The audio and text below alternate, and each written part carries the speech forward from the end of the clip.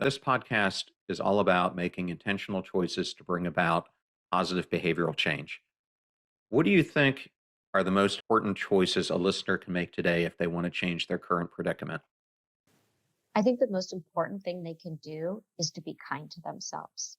And I say this because when I'm giving a talk, often I will say to people in the audience, who is the person that you talk to most in the course of your life?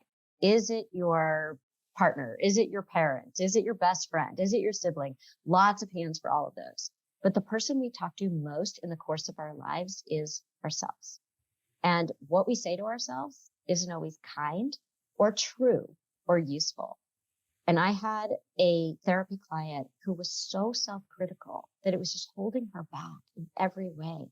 And she didn't realize it, how self-critical she was. So I said, listen, I want you to really listen to the voice in your head. I want you to listen to how you talk to yourself throughout the day and do this for the next week. And then we'll talk about it when you come back next week. And I want you to write it down.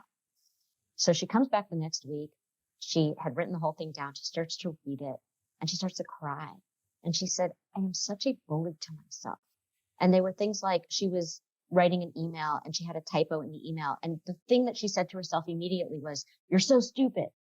That was what she said to herself in her head. How many of us have done things like that? She passed her reflection in a mirror when she was walking down the street. And she said to herself, you look terrible today. And of course she didn't look terrible. And of course she wasn't stupid.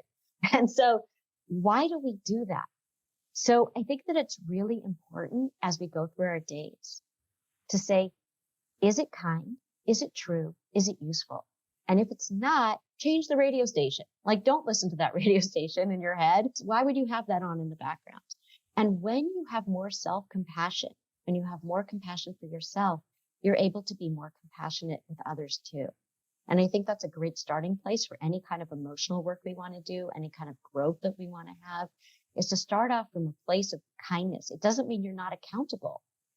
It means you can be accountable and you can hold yourself to certain standards and certain goals that you have, but it's going to go a lot better when you're being kind to yourself.